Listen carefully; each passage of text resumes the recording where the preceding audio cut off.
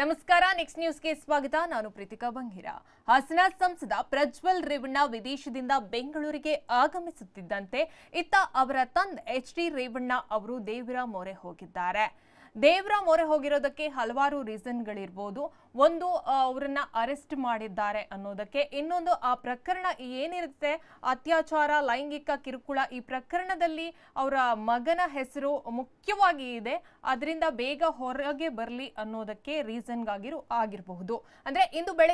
ಬೆಳಗ್ಗೆ ಎಚ್.ಡಿ. ರೇವಣ್ಣ ದೇವಸ್ಥಾನದಲ್ಲಿ ವಿಶೇಷವಾಗಿ ಮಗನ ಹೆಸರಿನಲ್ಲಿ ಪೂಜೆಯನ್ನ ಸಲ್ಲಿಸಿದ್ದಾರೆ ದೇಗುಲಕ್ಕೆ ಭೇಟಿ ನೀಡಿ ಪುತ್ರನ ಸಂಕಷ್ಟ ಅಂದ್ರೆ ಈ ಏನು ಅವರಿಗೆ ಬಂದೊದಗಿದೆ ಅಲ್ವಾ ಈ ಸಂಕಷ್ಟ ಅದರಿಂದ ಬೇಗ ಪಾರಾಗಲಿ ಅನ್ನೋದಕ್ಕೆ ದೇವರಿಗೆ ಪೂಜೆಯನ್ನ ಸಲ್ಲಿಸಿದ್ದಾರೆ ಎನ್ನಲಾಗಿದೆ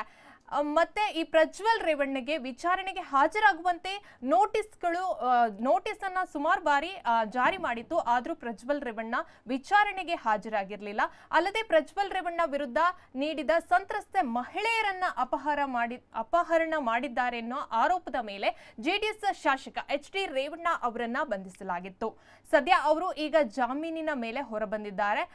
ಇನ್ನು ಈ ಪ್ರಜ್ವಲ್ ರೇವಣ್ಣ ಅರೆಸ್ಟ್ ಆಗಿದ್ದಾರೆ ಈ ಅರೆಸ್ಟ್ ಆದ ನಂತರ ಪ್ರಜ್ವಲ್ ರೇವಣ್ಣ ಪ್ರಕರಣಕ್ಕೆ ಹೊಸ ತಿರುವುಗಳು ಸಿಗಬಹುದು ಅಥವಾ ಈ ಪ್ರಕರಣ ಎಲ್ಲಿಗೆ ಬಂದು ನಿಲ್ಲುತ್ತೆ ಅನ್ನೋದು ನಾವು ಕಾದು ನೋಡಬೇಕಾಗಿದೆ ಹೆಚ್ಚಿನ ಅಪ್ಡೇಟ್ಗಾಗಿ ನೋಡ್ತಾ ಇರಿ ನೆಕ್ಸ್ಟ್ ನ್ಯೂಸ್ ಕನ್ನಡ ವಂದನೆಗಳು